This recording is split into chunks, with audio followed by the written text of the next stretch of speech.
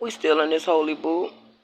And God told me to travel on over here to 2 Kings 20 and 7. Because, see, we still trying to figure out what's going on with this beast that's coming, with this mark that's going to resemble the lamb that God promised us, so that we know how to prepare ourselves for the days coming. So, family, it reads. Hold on, let me make sure I'm reading the right one first. It says 2 Kings 20 and 7. 2 Kings 20 and 7 reads, And Isaiah said, Take a lamp of fig. And they took and laid it on the bull and recovered. And he recovered. And Hezekiah said unto Isaiah, What shall be a sign that the Lord will heal me, and that I will go up unto the house of the Lord the third day? And Isaiah said, This sign shalt thou have of the Lord, that the Lord will do the things that he has spoken. Shall the shadow go forward 10 degrees, or go back 10 degrees? And Hezekiah answered, It is a light thing for the shadow to go 10 degrees. Nay, but let the shadow return backwards 10 degrees. And Isaiah the prophet cried unto the Lord, and he brought the shadow 10 degrees backwards, by which it had gone down in Dial of Ahaz. So God let him know right there that he was going to show him a sign, that he was going to turn back the shadows 10 degrees. He was going to show him a sign of his great anointings of who he was, so that we don't get deceived by the devil out here in 14, because it says, And he deceived them that dwell on the earth by the means of those miracles which he had power to do in sight of the beast, saying to them that dwell on the earth that they will make an image to the beast which had the wounds by the sword and did live. So 14, God let us know in 2 King that he was going to give us a sign and a wonder that no man can do. So we're going to wait for that sign and wonder from God, because God let us know in 2 Kings 20 to wait for his sign. In 15, he says, And he had power to give life unto the image of the beast, that the image of the beast should both speak and cause that as many as would not worship the image of the beast should be killed. So in 15, he said, go up to chapter 16 and read verse 2. Chapter 16, verse 2. Let's see what God trying to break down in that. It says, And the first went and poured out his vial upon the earth, and there fell a noisome and grievous sore upon the man which had the mark of the beast, and upon them which worship his image. Come on, somebody. Did we not just read that over here in 14? In verse 14, in Revelation chapter 13. Then he said, Go ahead on, Queen. Go ahead on, cause they can't handle that word that you giving them right now. But I'm going to need you to keep going anyway. I'm going to need you to keep going anyway. Wait a minute. Because this thing getting good to me too. And 14, And deceive them that dwell on the earth by the means of those miracles which he had power to do in the sight of the beast, saying to them that dwell on the earth that they should make an image to the beast which had the wounds by the sword and did live. 15, And his power was given life unto the image of the beast, and the image of the beast should both speak and cause that as many as would not worship the image of the beast would be killed. So right there, they let us know in 16 that if we didn't worship him, that we were going to kill him. That he was going to try to kill us. But God said, hold on. In 16, because this way we get to the juicy part of him trying to take over God's lamb and God's mark. He says, and we coming out of Revelations, family, chapter 13, and we at verse 16. And he calls all, both small and great, rich and poor, free and bound, to receive a mark on their right hand or in their foreheads. Come on, somebody. God said, let's go over there to chapter 14 and 9. So let's see what 14:9 said, because see, we read this right here. Let's go with 9 saying.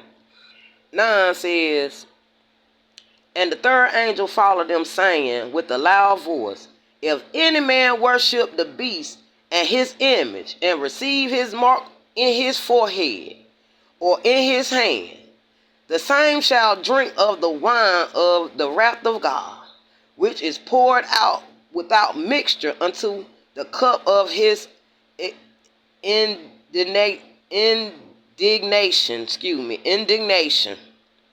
And he shall be tormented with fire and brimstone in the presence of the holy angel and in the presence of the Lamb. Come on, somebody. 16. Come on, somebody. He just tell you what we're going to do, because they over there trying to steal his mark. So in 17, he said, and no man might buy or sell, save that he had the mark, or the name of the beast, or the number of his name. So let's see what God is saying. He said, Khaled, I need you to go to 14:11. So we're going to go to 14:11 and see what God's saying in 14:11. In 11, he said, and the smoke of their torment ascended up forever and ever, and they have no rest, day nor night, who worship the beast and his image, and whosoever receiveth the mark in his name. Come on, somebody. Come on now. Then he said, after you get him with that, he said, go back to 14:9. I can't make it up. Hey, I'm on 16. He said, go to 14:9, because I just read 14:9, yeah. Yeah, I just read 14:9 to you. I'm going to read it again. And the third angel followed them, saying with a loud voice, if any man worship the beast and his image, and receive his mark in his forehead and in his hand. Hey, God must wanted me to let y'all know he won't playing with you. He won't playing with you, because I was trying to get away from him, but he told me to go back and read 14 and 9. Now I'm going to get down here to 17, because he said, and that no man might buy, sell, save that he had that mark, or the name of the beast, or the number of his name. So he said, go to 14:11, Coletta, and break 17 down. 14:11 says, and the smoke of the torment ascended up forever and ever, and they have no rest day or night, who worship the beast and his image, and whosoever receiveth the mark in his name. See, in 17, God still ain't playing with you. He said, go to chapter 17. He said, after you read that 14:11, he want me to go to 15:2. So let me find 15:2. 15:2 says, and I saw as it were a sea of glass, mingled with fire, and them that had gotten the victory over the beast, and over his image, and over his mark, and over the number of his name, stood on the sea of glass, having the harp of God. Come on, somebody. Come on, somebody. And then he says, after 15:2, you know what he said. Let me go and get down here to 18. He says, here is wisdom. Let him that have understanding count the number of the beast, for it is the number of a man, and his number is 613. threescore and 6. So family, let me see what God got to say on 18. He said go to chapter 17 and 9. So we breaking number 18 now. He said go to chapter 17 and 9. So let's see what chapter 17 and 9 got to say. Chapter 17 and 9. And here is the mind which have wisdom. The 7 heads are 7 mountains on which the woman sitteth. Come on, somebody. Come on, somebody. That's all he told me to read over there. That's all he told me to read. Then he said, after you leave 17:9, he said, that's the insight in the truth. He said, go to chapter 15:2. And here we go again. He ain't playing with it. He put 15:2 in here 2 times. And 15:2 says, and I saw it were a sea of glass, mingled with fire, and them that had gotten the victory over the beast, and over his image, and over his mark, and over the number of his name, stand on the sea of glass, having the harp of God. Come on, somebody. Then he said, finish it out with 21:17. So let me go and slide on over here for the family countdown on 21:17 to see what God got to say at 21:17. And he said, and he measured the wall thereof 144 cubit according to the measure of man, that is of the angels.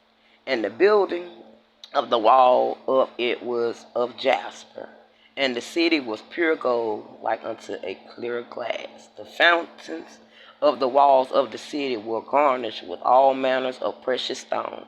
The first foundation was jasper, the second sapphire, the third a chatelaine. I can't pronounce that, but it's CHALCEDONY, and the fourth an emerald. So God right here is explaining to us the new heaven that he is setting up on earth before he get here, so that we ain't confused with God's mark on their foreheads. Because family, God don't want you to be out here confused. God don't want us to be confused. God don't want us to be confused, family. So take heed of what God is telling us. I gotta go, family. But I hope that God has inspired you like he's inspired me, family. Let's grow.